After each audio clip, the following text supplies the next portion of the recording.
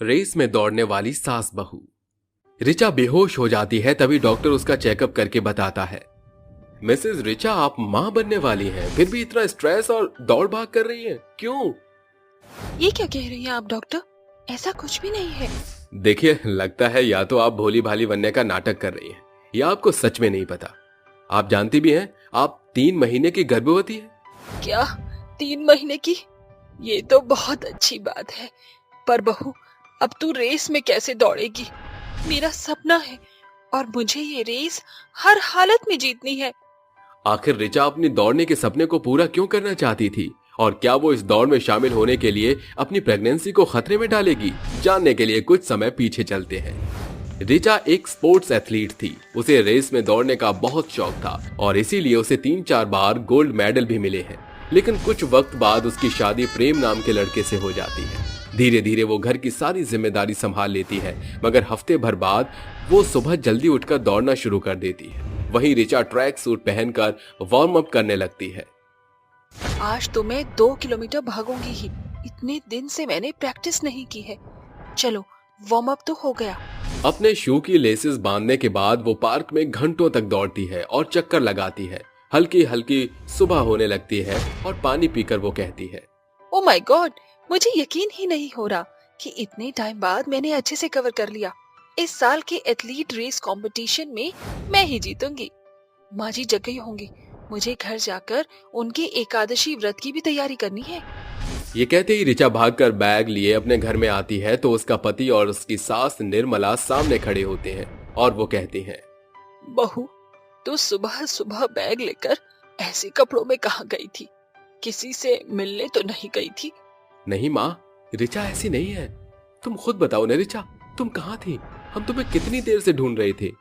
वो माँ जी, मैं सुबह सुबह। अरे नहीं नहीं, माँ जी को अपने रेस कंपटीशन के बारे में मैं नहीं बता सकती, वरना वो मुझे मना कर देंगी। बहू, मैं तुझसे कुछ पूछ रही हूँ। कहाँ गई थी तू सवेरे सवेरे? वो माँ जी, मैं वॉक करने के लिए बाहर गई थी। 4 बजे ही मेरी आँख खुल गई थी, तो फिर मैं दौड़ने चली गई। ये देखिए, इस बैग में पानी ले गई थी। रिचा, एटलीस्ट मुझे तो बता देती। पता है मुझे कितनी फिक्र हो रही थी तुम्हारी। प्रेम, मुझे नींद नहीं आ रही थी और मैं आपको भी डिस्टर्ब करती तो आप भी ठीक से सो नहीं पाते, इसीलिए मैंने आपको नहीं बोला कुछ भी। ओके, बट आगे से ऐसा मत करना। ये बोलते ही रिचा साड़ी पहनकर तैयार हो जाती है और फूलों की माला बनाने लगती है। पूजा के बाद जब सब बैठकर खाना खाते हैं तो निर्मला कहती है, अरे बहू, ये गट्टे की सब्जी क्यों नहीं खा रही है? इतनी देर से बस सलाद ही खाए जा रही है। हाँ रिचा, कुछ और भी खा लो या हलवा खा लो, देसी घी तुमने ही तो बनाया है, लो। अभी नहीं कैसे बताऊं कि मैं ये तली हुई चीज या घी नहीं खा सकती हूँ, वरना दौड़ नहीं पाऊंगी। बहू, सोच क्या रही हो? खा लो ना। माँ जी, मुझसे सुबह सुबह ऑयली चीज नहीं खाई जाती। मैं बहुत हल्का नाश्ता करती हूँ, जैसे कि सैलेड खा लिया, सैंडविच खा लिया, खिचड़ी। क्यों बेटा, तुम्हारी तबीयत खराब है क्या, जो इतनी हल्की चीजें खाती हो? नहीं माँ जी, पहले से ही आदत नहीं, तो सुबह सुबह मैं ये सब नहीं खा सकती। ठीक है, कोई बात नहीं। वक्त बीतता है। घर का काम करने के बाद रिचा अपने कमरे में एक्सरसाइज करती और रात में बुक पढ़ती। तभी सोशल मीडिया पर उसे अपने एरिया में हो रहे भागने की प्रतियोगिता का पता चलता है। अरे, ये एथलीट चैंपियनशिप तो अपने ही एरिया में है। मैं इसके लिए ही तो तैयारी कर रही थी, पर घर वालों को बिना बताए कैसे जाऊंगी? छोड़ रिचा, फोकस फोकस कर। ये बात की बात है, मुझे रोज प्रैक्टिस करनी है, क्योंकि मेरे पास बस अब 1 हफ्ता है। ये कहते ही रिचा घर का सारा काम करने के बाद दिन रात बस उसे अपने सपने को पूरा करने का ख्याल आता था। रिचा अगली सुबह भी दौड़ने की प्रैक्टिस करने जाती है तो प्रैक्टिस के वक्त पैर में मोच आ जाती है। आह, आह, ये क्या हो गया? मैं तो गिर गई। अब पार्टिसिपेट कैसे कर पाऊंगी? आह, नहीं, मैं ऐसे हार नहीं मान सकती। मुझे जल्दी से अपने पैर को ठीक करना होगा और दौड़ने की तैयारी करनी होगी। ये कहते ही वो जैसे तैसे उठकर घर जाती है। लंगड़ाते हुए आता देख उसकी सास कहती है, बहू, आज भी तू ताजी हवा खाने गई थी ना? हाँ, वो माँ जी, मुझे ना फिर से आँख मेरी खुल गई थी, तो मैं बाहर चली गई। हाँ, बाहर तू दौड़ने की प्रैक्टिस करने गई थी, है ना? कैसी रही प्रैक्टिस? वो माँ जी, आपको कैसे पता चला? तुझे क्या लगा था मुझे कुछ भी पता नहीं चलेगा? मुझे पता है, हर रोज सुबह तू पार्क में दौड़ने की प्रैक्टिस करती है। अगले हफ्ते तेरा एथलीट चैंपियनशिप जो है।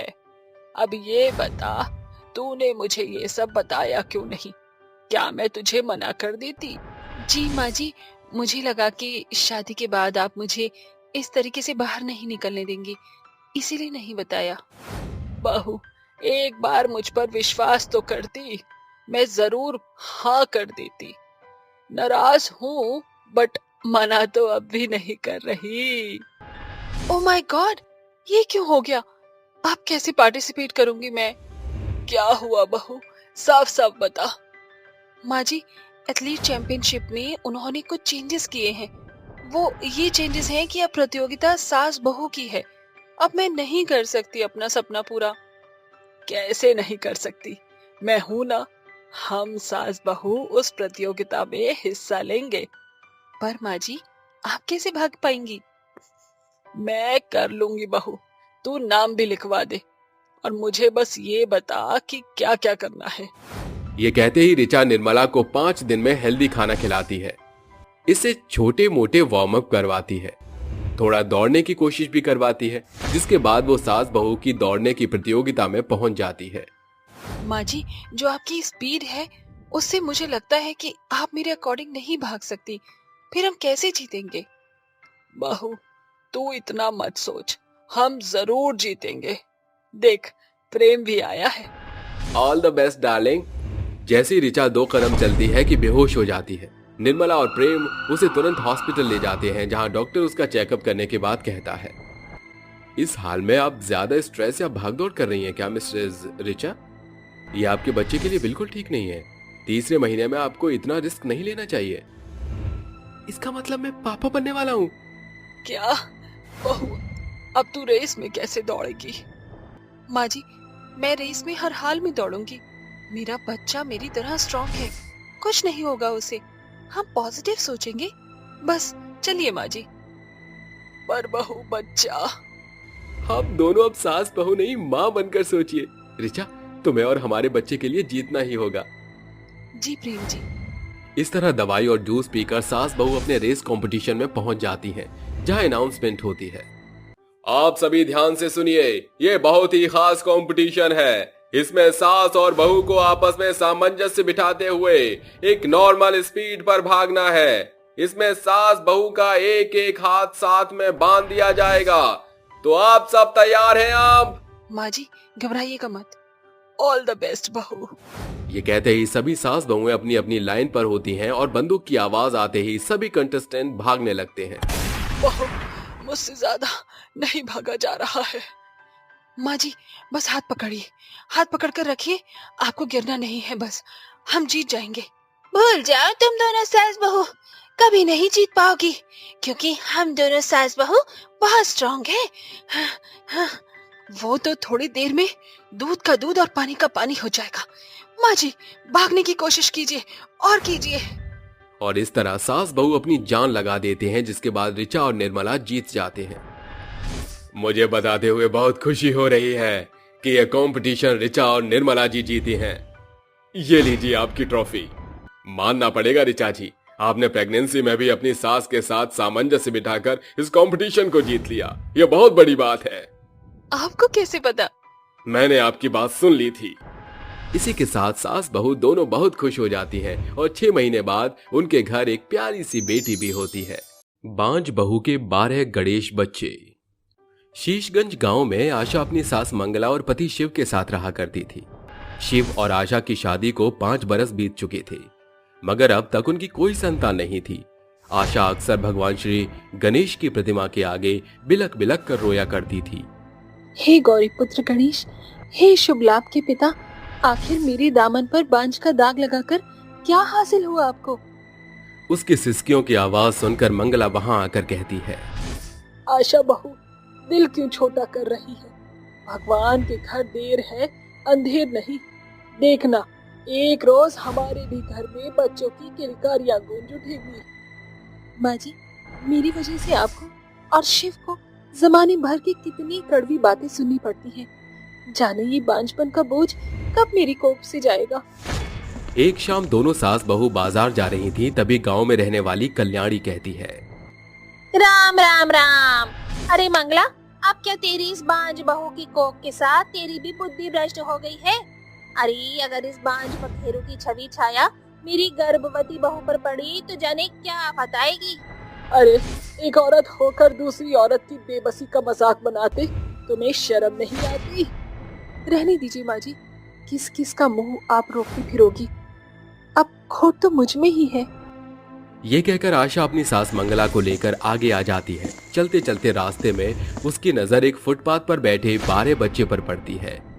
उन्हें बिलक बिलक कर रोते हुए देख आशा के कदम वहीं रुक जाते हैं। अरे बच्चों, क्या बात है? तुम इस फुटपाथ पर क्यों बैठे हो? तुम्हारे अपने कहाँ हैं?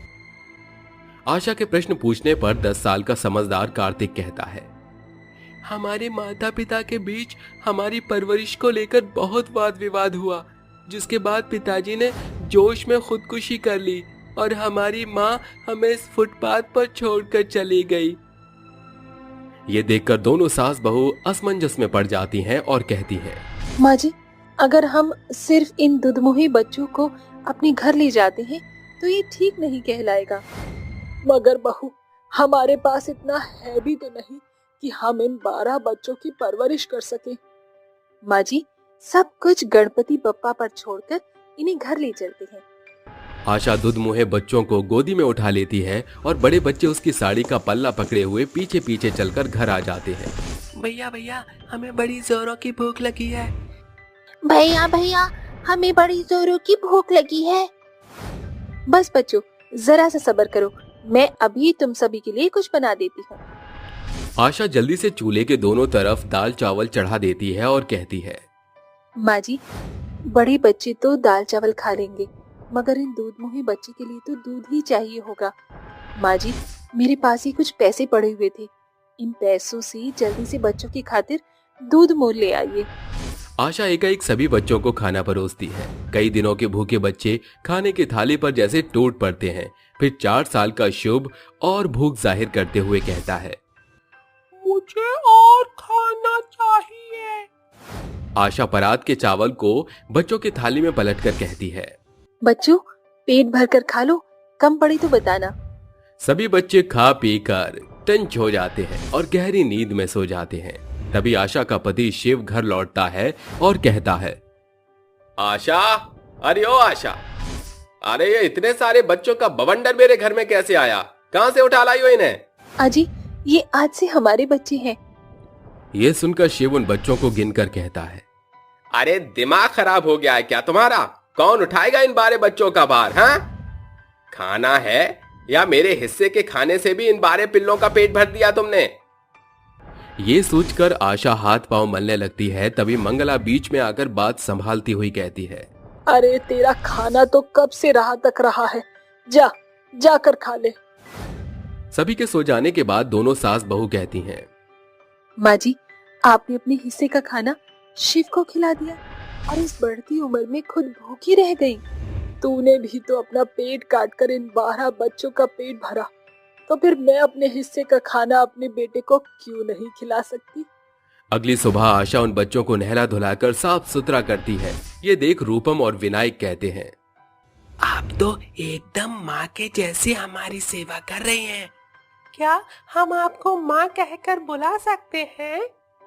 हाँ हाँ बच्चों, शायद इसीलिए गौरी पुत्र गणेश ने मुझे आज तक बांझ रखा, क्योंकि मुझे तुम 12 बच्चों की माँ जो बनना था। उस रात जब शिव घर लौट कर आता है तब 12 बच्चे उससे लिपट जाते हैं और साल भर का गणेशा कहता है, पापा। ये शब्द सुनकर शिव के मन में स्नेह भावना उमड़ आती है और वो गणेश को गले से लगाकर कहता है, क्या कहा? क्या कहा तूने पापा? आज से मैं तुम सभी का पिता बनूंगा। उन 12 बच्चों के चंचलता से शिव भी बच नहीं पाता। देखते ही देखते गणेश चतुर्थी आती है। सुनो जी, कल गणेश चतुर्थी की स्थापना है। उनकी दया से मुझ बांझ की कोख इन 12 बच्चों से भर गई है। इसलिए मैं इस साल बप्पा को घर बुलाना चाहती हूँ।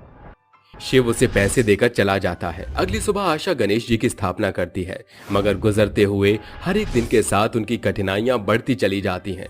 विसर्जन के एक दिन पूर्व आशा अपने 12 बच्चों समेत गजानन के सामने सिर झुकाई कहती है, हे अष्ट सिद्धि विनायक, हे विघ्नहर्ता, आपकी स्थापना से घर में सुख शांति आती है, मगर आज मेरे 12 बच्चे भूख से बिलबिला रहे हैं, कुछ करो भगवान। एकाएक एक व्यक्ति उनके घर के दरवाजे पर दस्तक देता है। जी कहिए। अरे कोई है इस घर में? ये लो, भगवान श्री गणेश की पाठ का प्रसाद है, इसे खा लो। शुक्रिया। आशा गणेश जी के उस प्रसाद को अपने 12 बच्चों को खिलाकर खुद भूखी रह जाती है। तभी बच्चे कहते हैं, माँ और प्रसाद दो ना, मुझे और भूख लगी है। हाँ माँ, मेरा भी पेट नहीं भरा। बच्चों तुम ठहरो, मैं अभी आई। अपने 12 बच्चों की भूख मिटाने की खातिर आशा और शिव एक साथ नंगे पांव हर एक मंदिर में जाकर प्रसाद जोड़ बटोर कर घर आते हैं और खुद भूखे रहकर उन बच्चों का पेट भरते हैं। अगली सुबह पूरा गांव गणेश जी के विसर्जन की तैयारी में जुट जाता है। तब आशा कहती है, हे गजानन, आज इस विसर्जन के दिन आप मेरे घर से विदा ले रहे हैं प्रभु। अगर मैंने सच्ची श्रद्धा से इस गणेश चतुर्थी पर आपकी उपासना की है तो मुझे दर्शन देकर मेरे घर के संपूर्ण विघ्न हर लीजिए गौरी पुत्र। आशा के आंसुओं की कटार जैसे ही भगवान की प्रतिमा पर पड़ती है, एक तेज रोशनी उसके 12 बच्चों को प्रकाशमान करती है और 12 बच्चे का स्वरूप गणेश जी के रूप में बदल जाता है और आशा के सामने भगवान श्री गणेश विशाल रूप धरकर कहते हैं, आशा घबराओ नहीं, ये 12 बच्चे मेरा ही अंश है। भगवान अपने भक्तों की परख करते हैं। तुम्हारे बांझपन के पीछे मैं तुम्हारी परख कर रहा था। अपनी कोख से इन्हें जन्म न देते हुए भी तुमने वो सारे कर्तव्य और त्याग दिए जो केवल एक ममता से भरी मां करती है। अपना पेट काटकर इन 12 बच्चों का पेट पाला, इन्हें बिना भेदभाव के भरसक परवरिश की। इसलिए आज मैं तुम्हारी कोख के बांझपन के बंधक को तोड़ता हूं। अगले वर्ष की गणेश चतुर्थी पर तुम एक पुत्र जनोगी। धन्य हो गौरी पुत्र गणेश, आखिर आज मेरे माथे से बांझ का बोझ उतर ही गया। जैसे ही भगवान श्री कृष्ण ओझल होते हैं, 12 बच्चे भी प्रतिमा में समाहित हो जाते हैं। आशा अपनी सास और पति शिव के संग धूमधाम से गणेश जी की मूर्ति विसर्जन करती है। कुछ ही दिन के बाद आशा गर्भवती होती है और गजानन के शब्दानुसार अगले साल गणेश चतुर्थी के रोज उसके घर में बेटे की किलकारी गूंज उठती है। आशा ने अंत तक विश्वास की पात्री को नहीं छोड़ा, जिसे भगवान को भी उसकी गोद भरनी पड़ी। बांझ बहू के 12 बच्चों की इस कहानी से हमें ये सीख मिलती है कि अक्सर कुछ बातें देर से पूरी होती हैं, जरूरत है तो सिर्फ विश्वास की। 5 विदेशी बहू वाली सास। चौबेपुर गांव में रहने वाली कुंती देवी के 5 बेटे थे, जिन्हें आगे की पढ़ाई के लिए कुंती ने 2 बरस पहले विदेश भेज दिया था। जहां बड़ा बेटा राजीव कुवैत, तो मझला बेटा उमंग अमेरिका, तो तीसरा बेटा दक्ष तालिबान आए। बचे हुए 2 बेटे एक ही देश में रहकर पढ़ाई कर रहे थे। उन्हीं की चर्चा के लिए एक शाम कुंती अपने घर के बाहर जमी मंडली में बैठी बातें कर रही थी। कुंती, तो कब लौट रहे हैं तुम्हारे 5 पांडव विदेश से? लीला बहन, परसों रोज ही बात हुई थी। आज प्लेन से उड़ान भर चुके होंगे। बस पढ़ाई भी पूरी हो चुकी है। मैंने तो पूरा मन बना रखा है, अपने 5 बेटों की शादी 5 सितारा होटल से करूंगी। बेचारी कुंती ने 5 बेटों के ब्याह का अरमान ही संजोया था कि सामने से चले आ रहे उसके 5 बेटे, जिनके संग 5 विदेशी लड़कियां हाथों में हाथ डाले बढ़ी चली आ रही थीं, ये देख पूरा गांव उन्हें घेर कर खड़ा हो जाता है। कुंती गुस्से से बौखलाई हुई कहती है, अरे मेरे बेबाक बच्चों, अरे ये कौन है 5 विदेशन? ये 5 आपकी बहू है। ये मेरी पत्नी है कियारा। ये मेरी पत्नी जेनेलिया है। और ये माँ, ये ट्रिफेना है। क्या? अरे इनके ये भूरे बाल, लाल लगाम, ऊपर से इनके आधे अधूरे कपड़े। अरे इन 5 में ना कोई संस्कार है ना सभ्यता। मैं इन फिरंगनों को अपनी बहू कभी नहीं बनाऊंगी। अरे कुंती, क्यों पूरे चौबेपुर के बीच अपनी विदेशी बहुओं का प्रदर्शन कर रही है? एक तो बेचारी के 5 सितारा होटल में बेटों के ब्याह का सपना अधूरा रह गया और बहू भी आई तो विलायती। हाँ, डायन तू तो तफरी लेगी ही, मेरा ही सिक्का खोटा है। अरे ओ सफेदी की शौकीन, खड़ी खड़ी मेरी सूरत क्या निहार रही हो, अंदर चलो। कुंती के कहने पर उसके 5 विदेशी बहुएं भीतर चली आती हैं। अगली सुबह अरे इतना सन्नाटा क्यों छाया हुआ है? अरे ओ मेरी विलायती बहुओं, जरा यहाँ तो आना। 5 बहुएं नाइट गाउन को पहने कुंती के पास आती हैं। What's happened, सासू मॉम? अरे पटर पटर अंग्रेजी बोलने के सिवा और कुछ आता है तुझको टिफिन? सासू माँ, मेरा नाम ट्रिफिना है, न कि टिफिन। अरे टिफिन कहो या ढक्कन, क्या फर्क पड़ता है? आज तुम 5 की पहली रसोई है। इनके चेहरे के चेहरे पर छाया पीलापन जता रहा है कि इन्हें पहली रसोई की रस्म का कुछ भी अता पता नहीं है। सॉरी सासू माँ, हमको खाना पकाना नहीं आता। किसने कहा था तुम 5 को विदेश छोड़कर 7 समंदर पार आने को? अपनी इन गोरे कदमों की तशरीफ लेकर चली जाओ अपने कमरों में। जहां एक और कुंती देवी की 5 विदेशी बहुएं आराम फरमा रही थीं, वहीं बेचारी बूढ़ी कुंती कामकाज में उलझी हुई थी। सभी के खा पी चुकने के बाद वो बर्तन के ढेर धोकर देर रात सोती है। तभी सवेरे सवेरे उसके कानों में विदेशी गाने की गूंज पड़ती है। अरे अब जाने मेरी कौन सी विदेशी बहू को भोर सवेर विलायती संगीत का दौरा पड़ा है। कुंती गुस्से से तिलमिलाकर पांव पटकती हुई जैसे ही अपने कमरे से बाहर आती है तो वो देखती है कि उसकी बहू जेनेलिया कानों में हेडसेट लगाए हवा में हाथ घुमाते हुए माइक बनाकर गा रही है। Touch me like you do, touch me like you do. What are you waiting for? Touch me like you do. अरे ओ विदेशी कलाकार, अरे ओ मेरी बहरी बहू, लगता है इस यंत्र मशीन ने उसके कानों पर तंत्र कस दिया है। कुंती जैसे ही उसका हेडसेट हटाती है, जेनेलिया कहती है, Good morning, my sexy सासू मॉम। अरे काहे की गुड मॉर्निंग, सारे गुड़ का गोबर कर दिया तूने। अरे सवेरे सवेरे गला फाड़ कर क्या साबित करना चाह रही थी? सासू मॉम, मैं तो सिर्फ गुनगुना रही थी। इसके बाद कुंती किचन का रुख कर लेती है। तकरीबन 2 घंटे बाद शुक्र है आज सवेरे ही सारा काम निपट गया। जैसे ही कुंती हॉल में आकर बैठती है तो सारा फर्श कीचड़ से सराबोर देख उसके तलवे का गुस्सा सिर पर चढ़ जाता है। वो ताव में आकर अपनी 5 विदेशी बहुओं को बुलाती है। अरे ओ टिफिन, क्यारी, तरकारी, जेनेलिया, जानलेवा, 5 यहाँ आओ। 5 एक साथ कतार में आकर कुंती के सामने खड़ी हो जाती हैं। सासू माँ, आपने हमें बुलाया? सीधे तौर से बता दो, ये गंदे पैरों से गृह प्रवेश तुम 5 में से किस विदेशन ने किए हैं, वरना आज तुम्हारी शामत नहीं। सासू मॉम, ये सैंडल के स्पॉट्स तो यूथ के हैं। अरे ओ मेरी 5वीं विदेशी बहू, पीछे क्यों खड़ी है, जरा आगे तो आ। रूथ जैसे ही आगे बढ़ती है, बाकी 4 विदेशी बहू उसे रोक कर कहती हैं, बुलाती है मगर जाने का नहीं। रूथ अपना हाथ छुड़ाकर सास के पास बढ़ती हुई बेखौफ अंदाज में कहती है, 7 समुंदर पार में तेरे पीछे पीछे आ गई, मैं तेरे पीछे पीछे। अरे बंद कर ये नौटंकी, ये करामात किससे पूछ कर किया? ससु माँ, जो हुआ उसे भूल जाइए, आपको तालिबान की कसम। अरे तेल लेने गया तेरा तालिबान, जाने किस नक्षत्र में तुम 5 विदेशी बहू बला बनकर मेरे घर में घुस आई हो। हर एक रोज के साथ कुंती का काम बढ़ता चला जा रहा था। दिन भर काम में बिजी होने के कारण वो अपनी सेहत के संग जैसे सौदा कर बैठी थी, जिसके चलते उसकी सेहत बुरी तौर से बिगड़ जाती है। एक सवेरे उसका सिर चकरा जाता है, वो बेसुध होकर जमीन पर बेहोश हो जाती है। डॉक्टर उसकी जांच पड़ताल करके कहते हैं, देखिए, बढ़ती उम्र में ज्यादा देर भूखा रहकर काम करने के चलते इनकी सेहत बुरी तरह से सूख चुकी है, इनका खास ख्याल रखना होगा। डॉक्टर की बात सुनकर 5 बहुएं बेबाक मुंह बनाकर खड़ी हो जाती हैं। तभी लीला कहती है, अरे शर्म आनी चाहिए, तुम 5 बहुओं के रहते बेचारी कुंती अकेले कामकाज से जूझती रहती थी। शायद तुम्हें इस बात का आभास इसीलिए नहीं क्योंकि तुम विदेश की जो ठहरी, मगर भारत सभ्यता का देश है।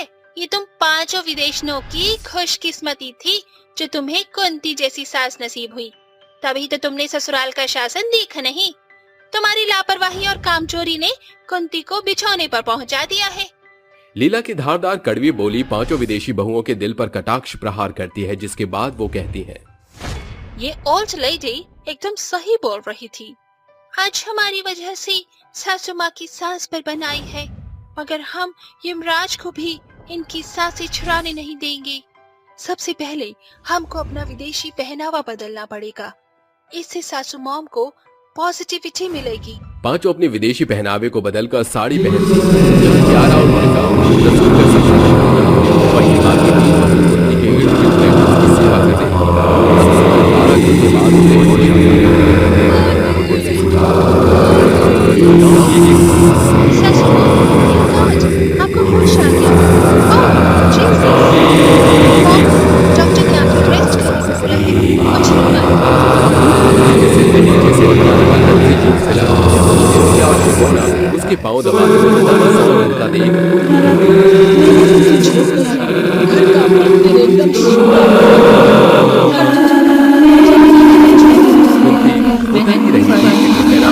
खाने लिए कमरे में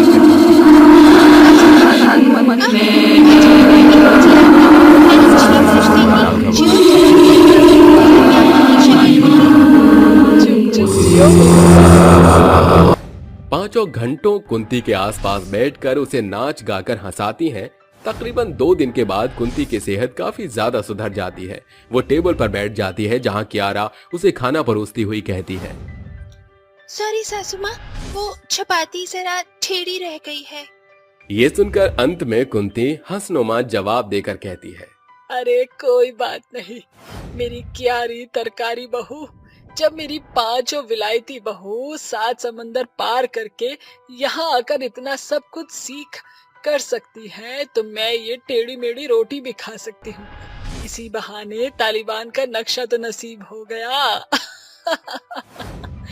सासू माँ, वो कहावत नहीं सुनी आपने, जैसा देश वैसा भेष। दोस्तों, अक्सर छोटे छोटे बदलाव बिगड़े हुए रिश्तों को भी बचा लेते हैं। कुंती देवी की पांचों विदेशी बहू की चाह ने उन्हें सास के दिल में जगह बनाने की राह दिखा दी। अंत में वो पांचों हंसी खुशी अपनी सास के साथ रहने लगती हैं। कंजूस बेटे का गरीब माँ बाप पर अत्याचार। जगलाल और वसुधा का इकलौता बेटा था रवि, जिसे उस दंपत्ति ने बड़े ही नाजों से पाल पोस कर बड़ा किया था। क्या बात है भाग्यवान, हाँ आज तुम्हारा चेहरा इतना चहक क्यों रहा है? पूरे 5 बरस बाद आज मेरा बेटा विदेश से लौट कर जो आ रहा है। उसी पल एक लंबी चौड़ी गाड़ी उनके घर की चौखट पर आकर रुकती है। लगता है रवि आ गया। दीनू भैया, जल्दी से आरती की थाल लेकर बाहर आइए। जी भाजाई, अब ही लावत है। एक लंबे अरसे बाद रवि को देखकर वसुधा की आंखों से खुशी के झरने फूट पड़ते हैं और जगलाल कहता है, अरे रे भगवान, तब से एक टक निहारे जा रही हो, बस भी करो। मुद्दतों बाद देख रही हूँ अपने लाल की सूरत। इसकी छवि मेरी आंखों में समा रही है। उम्र भर भी निहारती रही तो भी मेरी आंखें नहीं दुखेंगी। आपकी आंखें भले ना दुखें, मेरे पांव तो दुख रहे हैं। अगर ये फैमिली ड्रामा खत्म हो गया हो तो अंदर चलें। रवि की रूखी बोली जगलाल के मन में कई बड़े सवाल खड़े कर देती है। कौन सी गहरी चिंता में डूबे हुए हैं? याद है ना, कल हमारे रवि का 25वां जन्मदिन है। हमने तय किया था कि उपहार में हम रवि को ये सारा घर बार जमीन जायदाद सौंप देंगे। रवि का बदला आचरण देखकर मुझे ऐसा लगा जैसे ये वो रवि रहा ही नहीं जिसको हमने 5 बरस पहले यहाँ से विदेश पढ़ने को भेजा था। दरवाजे पर खड़ा रवि उनकी बातें सुनकर खुद से कहता है, कहीं माँ बाबूजी के सामने मेरा भांडा तो नहीं फूट गया कि मैं विदेश पढ़ने नहीं बल्कि मौज मस्ती करने गया था। अगली शाम जन्मदिन के अवसर पर सभी लोग उनकी खुशियों में शरीक होने आते हैं, जहां रवि के माँ पापा कहते हैं, रवि ये ले तेरे माँ बाबूजी की ओर से जन्मदिन का तोहफा। बेटा, आज से हमारी सारी जमीन जायदाद, रुपया पैसा, फंड सब कुछ हमने तेरे नाम कर दिया। वसुधा और जगलाल को रवि के हाथों सब कुछ सौंप अभी एक रात ही गुजरी थी, जिसके साथ रवि के तेवर एकदम बदल जाते हैं। अगले दिन, अरे भौजाई, भाजी तरकारी नहीं है, पैसे दे देते तो जाकर बाजार से मऊ ले आते। दीनू भैया, आज से इस घर का नया मालिक हमारा बेटा रवि है। उसी पल रवि अमीरी का रुतबा झाड़ते हुए सोफे पर पैर पसारे बैठ जाता है। अरे रवि बेटा, भाजी तरकारी का दाम दे दो। पहली दफा में रवि दीनू की बात को नजरअंदाज कर देता है, मगर दूसरी दफा बात को दोहराता देख रवि गुस्से से उसे झड़पते हुए कहता है, 2 कौड़ी के नौकर पिछले 5 मिनट से मेरे सिर पर चढ़े बैठा है। मैंने कहा तुम सभी का बीड़ा उठा रखा है जो नोट खर्च करूं? हाँ? बेटे का कट्टर रुझान देखकर जगलाल और वसुधा की आस टूटकर चूर होती दिखाई पड़ रही थी। रवि बेटा, ये क्या लहजा है बड़ों से बात करने का? उन्होंने सिर्फ पैसे ही तो मांगे थे। अरे पैसे क्या पेड़ पर उगते हैं जो मैं बेफजूल खर्च करूं? क्यों रवि, ये पैसे तुझे पेट से बढ़कर हैं? अरे तेरे जीवन में हमारा कोई मोल नहीं। दुनिया में सिर्फ 3 चीजों का मोल है, पैसा, पावर, पोजीशन। तुम गरीब अब मेरे किसी काम के नहीं। कंजूस बेटा अपने गरीब माँ बाप के आगे अमीरी का रौब झाड़कर घूमने चल देता है, जिसे देख वसुधा स्तब्ध रह जाती है। बिना अपने बारे में सोचे जिस बेटे पर सब कुछ न्योछावर कर दिया, आज उसकी बोली से इतने बेबस बेसहाय महसूस हो रहा है। ये कलयुग का दौर है वसुधा। ये कोई श्रवण कुमार नहीं जो गरीब बूढ़े माँ बाप का भार उठाना चाहता है। जहाँ एक और रवि माँ बाप के पैसे को मौज मस्ती में उड़ा रहा था, वहीं दूसरी तरफ गरीब माँ बाप रोटी को तरस रहे थे। कुछ घंटों बाद अजी आधी रात हो गई है, मगर अभी तक रवि घर नहीं लौटा है। वसुधा, अभी भी तुम्हें भूख से ज्यादा उस कंजूस बेटे की पड़ी है जो हमारे ही दिए पैसे में से एक वक्त की सब्जी का दाम नहीं दे सका।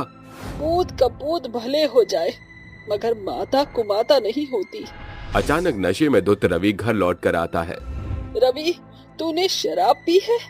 ये सुनकर कंजूस बेटा कसाई का रूप धरकर वसुधा को दूर झटकते हुए उस पे चीख पड़ता है, तेरी ये औकात घर के मालिक से सवाल पूछती है? वसुधा के सर से खून का बहाव देख जगलाल घबराते हुए कहता है, अरे किसने कहा था तुम्हें उस पियक्कड़ के मुंह लगने को? रुपए और रुतबे में रिश्ते नाते भूल बैठा है वो। अगली सुबह, बेटा जल्दी से मुझे 1000 रुपए दे दे। कल रात नशे में तेरे हाथों तेरी माँ के सिर पर गहरी चोट आई है। अगर सही तौर से इलाज नहीं हुआ तो चोट गहरी जख्म बन जाएगी बेटा। बढ़ा दिया खर्चा? अरे किसने कहा था तुम्हारी धर्मपत्नी को मुझे भाषण देने को? हाँ, मेरे पल्ले एक फूटी कौड़ी नहीं। आजकल गरीबों के लिए सैकड़ों खैराती अस्पताल हैं, वहां जाकर इलाज करवाओ। गुजरते वक्त के साथ रवि की कंजूसियां और ज्यादा बढ़ रही थी। एक दिन, ऐ सुनो बुढ़ऊ, मैं कोई टाटा बिरला नहीं। हाँ, मेरे पास इतने पैसे बचे हैं कि मैं इस घर में नौकर रखकर पगार दूं। आज से इस घर का कामकाज मेरे पूजनीय माँ बाप निपटाएंगे। रवि अपनी कंजूसी के चलते दीनू को घर से निकाल बाहर कर देता है। मेरे पूजनीय पिताजी, जल्दी से यहाँ आओ। क्या बात है बेटा, तूने मुझे पुकारा? जरा जल्दी से मेरे जूते पॉलिश कर दो। गरीब बाप चुप्पी साध कर जमीन पर बैठकर बेटे के जूते पॉलिश करने लगता है। तभी वहां वसुधा आकर कहती है, अरे ये क्या, जिस पिता के पांव छूने चाहिए तुझे, उनसे तू जूते पॉलिश करा रहा है? मैंने तुम्हें मुफ्त की रोटी तोड़ने के लिए घर में नहीं रखा है। मोची के यहाँ जूता पॉलिश की कीमत 50 रुपए हो गई है। फोकट के पैसे बहने से क्या फायदा जब घर में ही मोची और मजदूर दोनों मुफ्त में मिल जाए। हाँ, ऐसे ही कुछ दिन और बीत जाते हैं। एक दिन की बात है, रवि के 2 दोस्त घर आकर कहते हैं, अरे रवि, ये फटेहाल गरीब कौन है? अरे कुछ ऐसा समझ ले, ये दोनों यहाँ बंधुआ मजदूरी करते हैं। चिल यार, नौकर हैं दोनों। बेटे के मुंह से ये सुनकर उस बाप का सर जैसे जमीन में गड़ने को हो रहा था। रवि अपने दोस्तों के साथ पार्टी में मशरूफ था। वहीं गरीब माँ बाप एक कोने में पड़े सिसक रहे थे। कितनी आस लगाई थी हमने इस पर, मगर आज हम माँ बाप बेटे पर बोझ बन गए हैं। अब शायद हमारा दाना पानी इस घर से उठ चुका है। जैसे ही दोनों घर से जाने लगते हैं, अचानक रवि जमीन पर गिरता है, जिसे देख उसके दोस्त अपना पल्ला छुड़ाकर भाग जाते हैं। वसुधा रोते हुए कहती है, रवि, हे भगवान, मेरे लाल को क्या हो गया? रवि, उठ जा बेटा।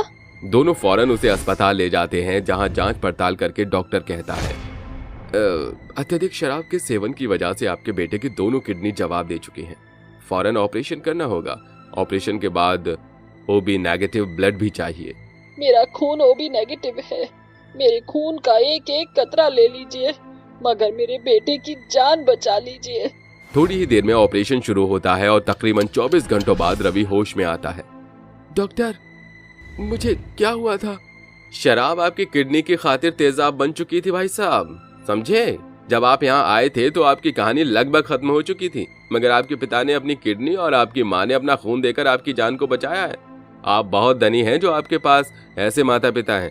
ये सुन रवि आंसू बहाते हुए बिस्तर से उठकर अपने पिता के पास और माता के पास जाता है और वहां आकर कहता है, माँ, बाबूजी, मेरे अपराधों की कोई माफी नहीं। मैंने दोनों पर कहर ढाने में कोई असर नहीं छोड़ी, मगर आप दोनों के दिए इस नए जीवन से मैं किसी भूल को नहीं दोहराऊंगा। इस तरह रवि का पैसे का घमंड माँ बाप के त्याग और प्यार के आगे फीका पड़ जाता है, जिसके बाद वो अपनी भूल को सुधार कर बेटे होने का फर्ज बखूबी अदा करता है। गरीब की भूख। एक इंसान की 3 जरूरत है, रोटी, कपड़ा और मकान। ये कहानी है पालमपुर गांव में रहने वाले गरीब दीना की, जो अपनी पत्नी शांता के संग एक कच्चे मकान में गरीबी का जीवन काटने पर मजबूर था। उसकी कमाई इतनी विशेष न थी कि वो एक पक्के मकान की ढलान बनाए। सवेरे का पहर था, तभी शांता कहती है, इतना वक्त हो गया, अभी तक ये सो रहे हैं। बाकी दिन तो काम के खातिर बड़े चीत से उठ जाती है। शांता खटिए पर पड़े अपने पति दीना को जगाते हुए कहती है, अजी उठिए, सवेर होई गवा, उठिए ना। दीना झटपट उठकर बैठ जाता है। फिर शांता कहती है, सवेर का आधा पहर बीतने को आया, आप बेफिक्रे से सो रहे हैं। पूरा गांव देहात, यहाँ तक कि आकाश के पंछी भी अपना दाना पानी बटोरने में जुट गए हैं। रसोई घर एकदम उदास पड़ा है, बनाने को न एक दाना है न दाम। जानते नहीं, हम गरीब का घर रोज की बेगारी पर निर्भर है। ये सुनकर दीना हाथ मुंह धोकर भूखे पेट घर से निकल पड़ता है और रास्ते में जाते हुए कहता है, मुझे शांता को बता देना चाहिए था कि मैं बेरोजगार हो चुका हूँ, मगर वो गर्भवती है। उसने मुझको बड़े आस से भेजा है। मैं छूछे हाथ ऐसे घर नहीं लौट सकता। वो काम की तलाश में अनेकों दुकान बागान में भटकता है, मगर कोई भी उसे काम नहीं देता। फिर वो थक हार कर एक फुटपाथ पर बैठकर कहता है, हर जगह हाथ पैर मारकर देख लिया, कहीं बात नहीं बनी। जाने आज शांता को क्या खिलाऊंगा। घनघोर गरीबी से जूझ रहे दीना के कानों में एकाएक ट्रेन की आवाज सुनाई पड़ती है। उसे एक आशा की किरण दिखाई पड़ती है। क्यों ना मैं स्टेशन जाकर सामान ढोकर दिन भर कुछ कमा लूं, जिससे आज की भूख तो मिट सकेगी। दीना स्टेशन पर पहुंच जाता है, जहां स्टेशन मास्टर उसको सिर से पांव तक निहारते हुए उससे झड़प कर कहता है, अरे ओ भिखारी, कहां बढ़े जा रहे हो? साहिब, मैं भिखारी नहीं हूँ, मगर बेरोजगार भूखा गरीब कह सकते हैं आप। घर में खाने के लाले पड़े हैं, मेरी बीवी पेट से है, उसके लिए खाना जोड़ना है। यहाँ बोझा ढोने के काम से आया हूँ। तो कुली बनकर कमाई करने आया है। कपड़ों की जात देखी है? मुझको तो जमादार जान पड़ रहा है। चल भाग बाहर। स्टेशन मास्टर की बातें गरीब भूखे दीना के दिल को छलनी कर जाती हैं। वो अपने सरकारी मुलाजिम का रौब झड़ते हुए उसे धकेलने लगता है। साहिब, अरे आप मुझ गरीब के साथ ऐसा बुरा सलूक क्यों कर रहे हैं? अगर मैं सामान ढोकर 2 पैसे जोड़ लूंगा तो इस गरीब की एक दिन की भूख मिट जाएगी। साहब, बड़ा ढीठ है, हाँ? भाग यहाँ से। अगली बार यहाँ तब दिखना जब प्लेटफॉर्म टिकट हो। गरीब गंवार कहीं का। दीना अपनी गरीबी का दामन थामकर रोता बिलखता वहां से चल देता है। तभी फुटपाथ पर बैठे एक शख्स की पुकार उसके कान में पड़ती है, जिसका नाम मंगेश होता है। बंदों पर अपने ए मालिक इतना तू उपकार कर, नेकियों को जीत ले, हम हर वादी के पार कर, या खुदा।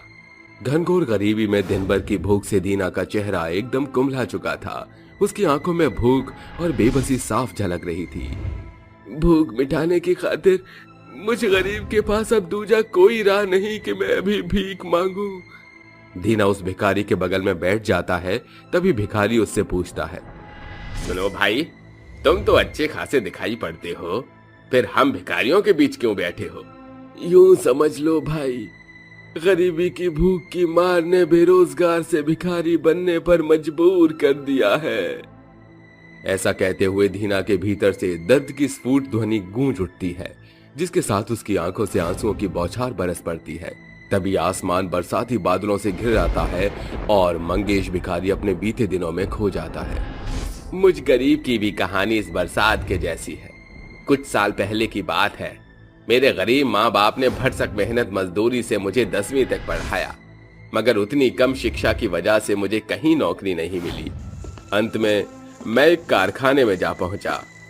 कल से तुम काम पर आ सकते हो, तुम्हारी पगार 3000 रुपए महीना। इतनी कम पगार? इतनी कम पगार में क्या हासिल होगा साहब? एक बार मेरे सर्टिफिकेट तो देख लीजिए। ये सर्टिफिकेट रद्दी से बढ़कर कुछ नहीं है। एमए बीए पढ़े लिखे लोग बेरोजगार बैठे हैं। तुम्हारी खुशकिस्मती है जो तुम गरीब को ये रोजगार का अवसर मिल रहा है। गरीबी में पला बड़ा मंगेश अपने मन के भीतर बातों को तोल मोल करते हुए कहता है, मैं इस नौकरी को नहीं गंवा सकता। अपनी एक एक पाई से माँ बाबूजी ने मुझे पढ़ाया है ताकि मैं अच्छा कमा पाऊं। इस नौकरी से ज्यादा नहीं तो मैं उनके खातिर भोजन तो जुटा ही पाऊंगा। मंगेश किस सोच में पड़ गए? सर, क्या मैं आज से ही काम कर सकता हूँ? और क्या आज भर की पगार मुझे हाथों हाथ मिल जाएगी? मंगेश हाथ जोड़कर मिन्नतें करता है।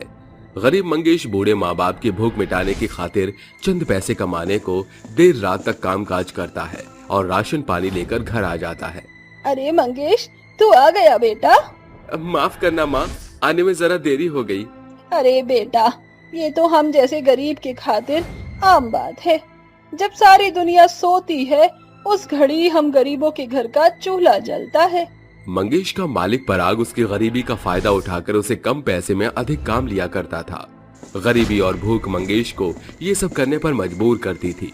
फिर पैसे की किल्लत के चलते एक रोज उसका बीमार पिता चल बसा और फिर कुछ दिन बाद जब एक रोज मंगेश काम कर रहा था तो उसके हाथ धागा कताई मशीन के भीतर आ गया। अमीर पराग ने उसे खैराती अस्पताल में दाखिल कराकर अपना पल्ला झाड़ लिया। बेटे के शरीर की अपंगता के सदमे में निर्मला भी उसे छोड़कर चली गई और मेरे हाथ कट चुकने के बाद मैंने दर दर की ठोकर खाई। कहीं काम नहीं मिला, न किसी ने खाना दिया और गरीबी की झुंझलाहट ने मुझे भूखे से भिखारी बना दिया। तुम्हारी क्या कहानी है भाई? मैं और मेरी पत्नी शांता अपनी गरीबी में भी खुश थे। मैं एक भट्टी में कामकाज करके पेट भरने लायक कमा लेता था, मगर कल की ही बात है। शांता, मैं जा रहा हूँ। शांता भागती हुई आती है कि उसका पांव साड़ी के फटे कोरे में फंस जाता है। अरे तुम इस हालत में दौड़ा भागना मत किया करो। 8वां महीना पार हो गया है। अगर नौबत बिगड़ गई तो कहां से लाऊंगा मैं गरीब डॉक्टर की रकम? हाँ, दिन भर हड्डियां तोड़कर भट्टी में तप कर भूख मिटाने की खातिर 2 वक्त की रोटी का दाम बटोर पाता हूँ। अजी, वो साड़ी बेहद पुरानी हो गई है, इसीलिए जवाब दी गई। ये लो, रात का बचा भात, वही भून दिया है। गरीबी में भूख मिटाने को इतना भी बहुत है शांता। धीना गांव के अमीर तबके के स्वरूप के ईंट की भट्टी में काम किया करता था, मगर आज जब वो बारिश में भीगते भीगते काम पर पहुंचा तो स्वरूप कहने लगा, अरे ओ धीना, काहे बड़े जा रहा है? जानता नहीं क्या मानसून का महीना शुरू हो चुका है। बरसात के जाने तलक भट्टी नहीं जलेगी। तेरा हिसाब कल ही चुकता कर दिया था। और एक ही झटके में मैं गरीब से बेरोजगार हो गया और यहाँ आ पहुंचा। कोई नहीं जानता भाई कि पेट की आग बुझाने की खातिर हम गरीब कहाँ आ पहुंचे। मेरे पास ये कल की एक बासी रोटी बची है, चलो इससे भूख मिटाते हैं। दोनों गरीब उस रोटी को आपस में बांटकर खाने लगते हैं। सांझ होने पर आसमान साफ होता दिखाई देने लगता है, जिसके साथ एक धनी इंसान वहां आकर उन्हें खाना दे जाता है, जिससे उन गरीब के चेहरे चमक उठते हैं। अब इस भोजन से हमारी भूख मिट जाएगी। इस भोजन से कम एक दिन की खातिर तो मैं गरीब अपनी बीवी के पेट भरने का भार उठा सकूंगा। कुछ इस तरह पेट की आग मंगेश और धीना को गरीबी के दलदल में ऐसा डुबोती है कि वो बेरोजगारी से भिखारी बनकर अपना पेट भरने पर मजबूर हो जाते हैं। ये थी हमारी गरीब की भूख की कहानी का एक अंश।